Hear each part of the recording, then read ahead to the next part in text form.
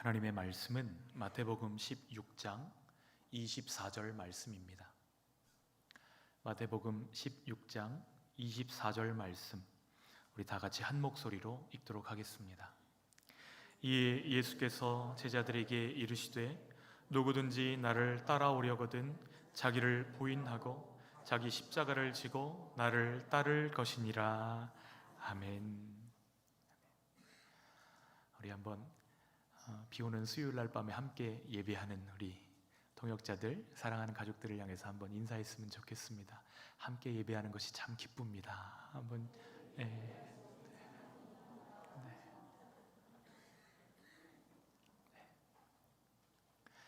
지난 주일까지 제자 훈련은 11분, 사역 훈련은 9분이 훈련에 신청해 주셨습니다. 참 감사합니다.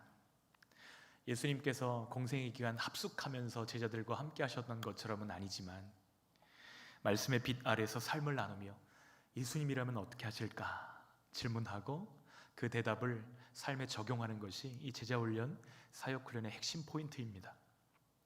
삶의 변화를 위해서 훈련을 감당할 때 시간을 들이는 것이 굉장히 중요합니다. 헬스도 시작하면 몇 달이 지나야 몸의 변화를 감지할 수 있죠? 적어도 3달이 지나야 몸이 변하는 것을 느낍니다. 제자훈련도 시간이 중요합니다. 헌신이라고 하잖아요. 몸을 드리는 것입니다. 그런데 내 몸을 드린다는 것은 결국 주님 앞에 시간을 드리는 것을 의미합니다. 너희는 먼저 그의 나라와 그의 의를 구하라. 그리하면 이 모든 것을 너희에게 더하시리라 하신 그 약속을 믿고 주님 앞에 시간을 드리는 것입니다. 오늘 우리가 함께 읽었던 마태복음 16장 24절은 예수님을 따라가는 제자들에게 주신 말씀입니다. 제자의 삶을 한마디로 표현한다면 예수님을 닮아가는 것입니다. 그런데 예수님은 이 일을 위해서 내 십자가를 지라 이렇게 말씀하십니다. 영적 성장은 자동으로 이루어진다, 이루어지지 않는다? 자동으로 이루어지지 않는다는 거예요. 그래서 가볍지 않은 결단을 요구하시는 것입니다. 우리 심령의 변화가 일어나는 순간은 열심히 성경 공부를 해서 빈칸 넣기 할 때 일어나는 것이 아니고요, 내 자신을 쳐서 말씀에 복종시킬 때 그때부터 진정한 변화가 시작되는 것입니다. 감사한 것은 예수님께서 우리에 앞서가시면서 우리의 본이 되어주셨다는 거예요. 우리 교회는 예수를 따르다라는 주제로 2024년을 시작하였는데 소수의 몇몇 사람들만이 아니라 우리 모두가 예수님을 따라가며 기쁘시게 하는 제자 공동체 되어지기를 간절히 소원하고 축복합니다. 마태복음 16장부터는 예수님이 순환받으시고 십자가 지실 것을 예고하시면서 큰 전환이 시작되는 장입니다. 고난이 올 때 어떻게 해야 되는지 제자들에게 길을 보여주시는 것이거든요. 24절 말씀 한 번 더 읽겠습니다. 24절입니다. 시작. 이에 예수께서 제자들에게 이르시되 누구든지 나를 따라오려거든 자기를 부인하고 자기 십자가를 지고 나를 따를 것이니라. 여기 누구든지 나를 따라오려거든 조건문으로 예수님이 말씀하고 계십니다. 따르다라는 단어가 헬라어로 아콜로테오인데요, 베드로가 예수님을 따르기 위해서 배를 버려두고 그물을 버려두고 예수를 따르니라 할 때 이 따르다가 아콜로테오입니다. 또 맹인 거지 바디메오가 예수님께서 나를 따르라 하셨을 때에 그 겉옷을 벗어두고 예수님을 따르니라 할 때에 그 따르다가 아콜로테오입니다. 이때는 말씀을 띄워주셔야 돼요. 말씀을 띄워주셔야 됩니다. 우리 성도들이 말씀을 확인할 수 있도록 맹인 바디메오가 예수님 따랐을 때 말고 다음 슬라이드. 그러나 예수님께서 제자들을 초청하심에도 불구하고 다 예수님을 따라간 것은 아니에요. 예수님의 위대한 초청에도 불구하고 예수님을 따라가지 못한 사람들도 있습니다. 누가 그랬죠? 부자 청년이 그랬습니다. 예수님께서 초청하셨음에도 불구하고 그저 가서 내 소유를 팔아 가난한 자들에게 주고 와서 너는 나를 따르라 이렇게 말씀하실 때 그가 예수님을 따르지 못한 이유가 말씀 가운데 드러납니다. 왜 따르지 못했죠? 그가 부자인 까닭에 예수님과 재물을 저울 위에 올려놓고 이것을 가늠하기 시작한 것이죠. 근심하며 예수님 앞을 떠나가는 것을 보게 됩니다. 그의 중심을 무엇이 지배하는지, 또 부자 청년에게 무엇이 우선순위인지, 나를 따르라 이 명령 앞에서 다 드러나게 되는 것이죠. 여러분, 누가 제자인가요? 예수님을 따라가는 사람이 제자입니다. 예수님을 따라가려면 두 가지 조건이 충족돼야 됩니다. 예수님과 가는 방향이 같든지, 아니면 내 방향을 꺾고 예수님의 방향을 같이 따라가든지, 두 가지 조건이 충족돼야지만 우리는 예수님을 따라갈 수 있습니다. 그런데 예수님을 따라가는 길에서 예수님이 얼마나 소중한 분이신지, 예수님이 얼마나 우리를 사랑하시는지 날마다 그것을 발견하면서 끌려가는 것이 아니고 기쁨으로 따라가게 되는 것입니다. 예수님을 따라가는 그 길에 큰 기쁨을 발견하게 되는 저와 여러분 되시기를 축복합니다. 대부분의 사람들은 처음 신앙생활을 시작할 때에 내 꿈을 이루기 위해서 주님을 찾고 따릅니다. 그런데 이 사랑, 예수님의 사랑을 알아가면 알아갈수록 내 삶의 방향도 내 꿈도 주님 앞에 다 내려놓게 되는 것이죠. 그러면 그 비워진 자리에 하나님의 꿈을 부어주십니다. 복음, 한 영혼, 하나님 나라, 구원, 이전에는 우리 삶에서 멀리 있던 단어들이 이제는 우리 삶의 목표가 됩니다. 그리고 그 일에 우리를 불러주시고 그 꿈에 우리를 끼워주신 것을 기뻐하고 감사하게 되어지는 것이죠. 지금까지 걸어온 우리 신앙의 걸음들을 돌아보면서 하나님과 우리 자신에게 질문해 보았으면 좋겠습니다. 나는 예수님을 따라가는 제자인데 사람들이 나의 모습 속에서 예수님의 흔적을 발견할 수 있을까? 예수님의 발자국을 따라가면 예수님의 성품도, 예수님의 향기도, 예수님의 언어도, 예수님의 행동도 내게서 흘러나와야 되는데, 하나님, 제가 주님을 잘 따라가고 있나요? 주님께 묻는 저희들 되기를 원합니다. 평생 담배를 피워오신 형제님이 어느 날 사거리에서 신호를 기다리다가 담배를 탁 태우고 있는데 교회 나오신 지 얼마 되지 않았어요. 근데 그 순간 예수님이 나를 어떻게 보실까 이 생각이 들면서 예수님이 나를 사랑하신다는 생각이 드는 거예요. 그 사랑 앞에 내가 어떤 모습이면 좋을까, 그 짧은 찰나에, 신호등이 바뀌는 그 찰나에 고민하였는데 그날 이후로 담배를 끊었다는 이야기를 들었습니다. 어려운 일입니다. 아니, 우리 힘으로는 불가능한 일입니다. 평생 담배를 태워왔는데, 여러분, 이런 분들은 화장실에 가도 담배를 물지 않으면 변을 볼 수가 없습니다.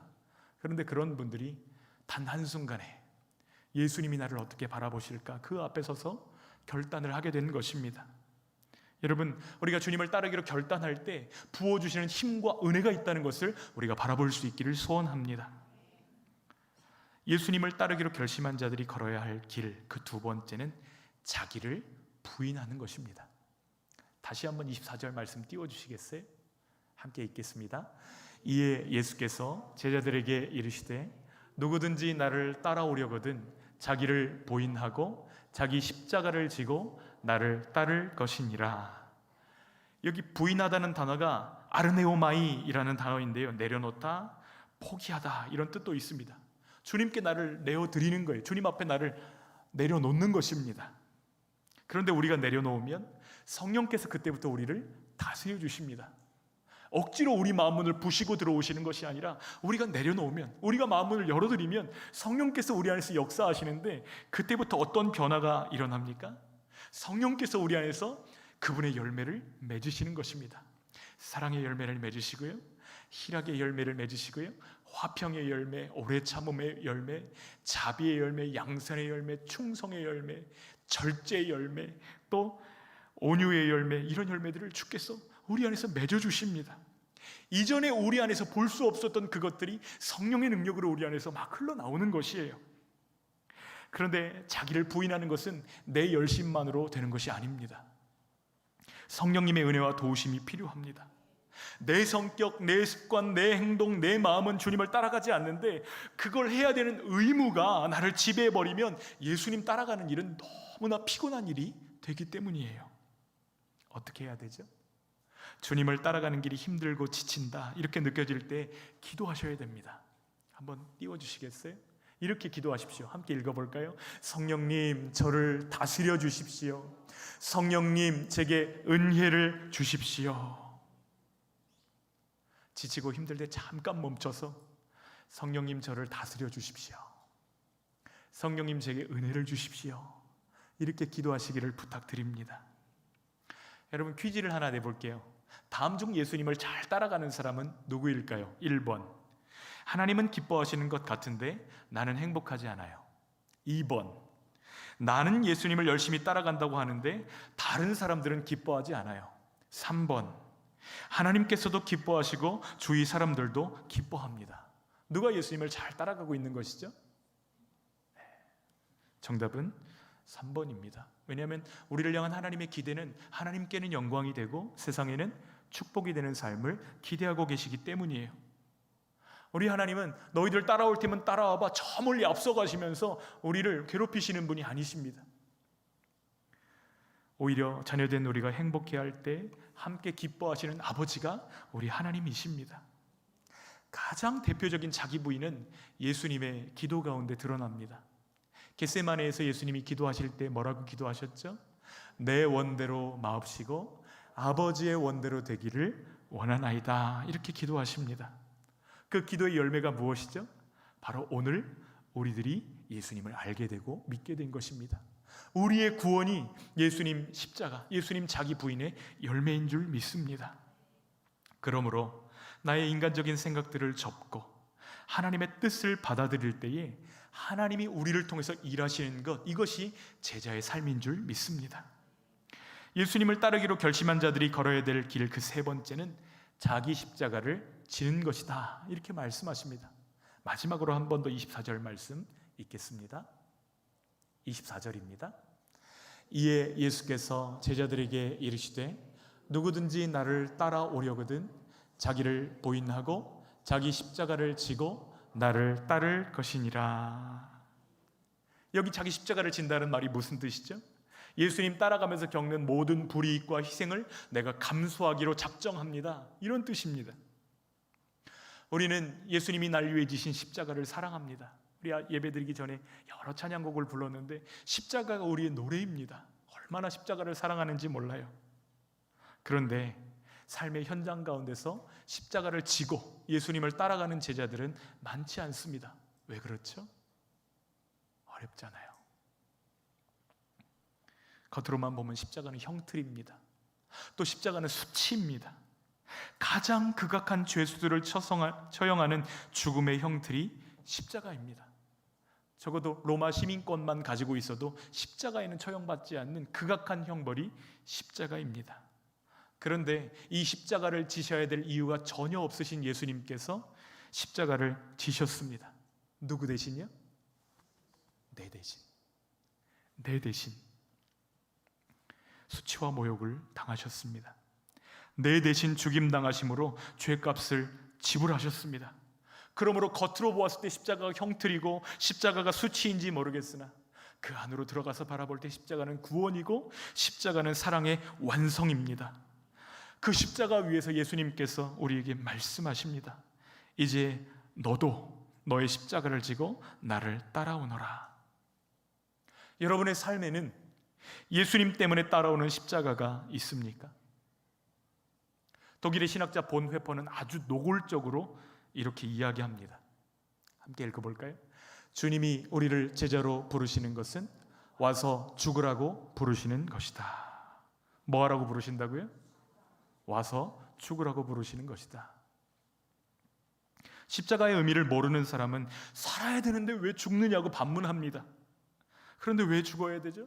십자가 없는 부활은 없기 때문에 그래요. 십자가 없는 행복, 십자가 없는 영광은 가짜입니다. 그러나 십자가를 통과한 사람들은 죽음을 두려워하지 않아요. 왜요? 십자가 위에서 예수님과 연합하여서 이미 예수님과 함께 죽었기 때문입니다. 한 번 죽은 사람은 두 번 죽는 것을 두려워하지 않습니다. 그 위에서 예수님과 이미 함께 죽었기 때문이에요. 예수님과 연합한 그들은 부활의 영광을 바라보며 예수님을 따라갑니다. 나를 구원하시려고 나 대신 십자가가 너무나 감사하고 자기 목숨을 내어주신 그 사랑이 너무 귀해서 그 사랑 때문에 다른 어떤 것도 십자가보다 크지 않습니다. 다 내려놓을 수 있는 것입니다. 그런데 십자가 바라보면요, 내려놓을 용기도 주님이 허락해 주십니다. 웩이라고 하는 선교단체가 있습니다. Worldwide Evangelization for Christ라는 선교단체인데요, 설립자인 C.T. 스터드가 이렇게 고백하였습니다. 만일 예수 그리스도가 하나님이시고 그분이 나를 위해 죽으셨다면 내가 그분을 위해 하는 어떤 희생도 결코 클 수 없습니다. 이렇게 고백하였습니다. C.T. 스터드는요, 영국의 최고 명문 케임브리지 대학 출신입니다. 그러나 그가 주님의 부르심에 응답해서 유산으로 받았던 수억 원의 재산들을 가난한 사람들에게 다 나눠주고, 자신은 다른 선교사들처럼 믿음으로만 생활을 유지하며 7년 동안 800명의 마약 중독자들에게 예수님의 사랑을 전달합니다. 또 1894년 건강이 악화되어서 중국에 온 지 10년 만에 다시 영국으로 돌아오게 되었는데, 건강이 좋지 않은 상황 가운데서도 온 영국과 미국을 다니면서 캠퍼스에서 여러분들의 삶을 주님이 선교사로 부르신다고 선교 동원을 하는 부흥회로 그들을 섬겼던 것들을 보게 됩니다. 또 1900년도에는 다시 인도 선교사로 헌신하여서 갔다가 아프리카 선교 중심부라는 선교 후원회를 만들고 1913년에 아프리카 콩고 지방으로 떠나게 되는데 18년 동안이나 사역을 감당합니다. 그런데 이 지역에 살고 있는 원주민은 식인종들이에요. 식인종 부족들이 회개하는 역사가 일어납니다. 후배 선교사들이 물어요. 선배님, 어떻게 이렇게 많은 일들을 감당할 수 있었습니까? 그때 대답한 대답이, 만일 예수 그리스도가 하나님이시고 그분이 나를 위해 죽으셨다면 내가 그분을 위해 하는 어떤 희생도 결코 클 수 없습니다. 이렇게 고백한 것이에요. 여러분, 십자가는 능력입니다. 십자가를 바라보면 나갈 수 없는 땅을 향해서 나갈 힘을 주십니다. 버틸 수 없는 곳에서 버틸 수 있도록 주께서 함께 해주십니다. 그래서 주님이 우리에게 말씀하시는 거예요. 너도 내 십자가를 지고 나를 따를 것이니라. 예수님께서 어느 정도로 강하게 말씀하시냐면 마태복음 10장 38절로 39절 말씀을 한번 같이 읽어볼까요? 또 자기 십자가를 지고 나를 따르지 않는 자도 내게 합당하지 아니하니라. 자기 목숨을 얻는 자는 잃을 것이요 나를 위하여 자기 목숨을 잃는 자는 얻으리라. 주님을 위해서 자기 목숨을 버리는 자는 무엇을 얻는다고요? 영원한 생명을 얻는다고 말씀하고 계십니다. 여러분, 누가 이렇게 살아갈 수 있죠? 십자가 지는 것이 불행이라고 여기는 사람들은 그렇게 할 수 없습니다. 본문 바로 앞에 보면은 베드로의 신앙 고백이 나옵니다. 뭐라고 고백하였죠?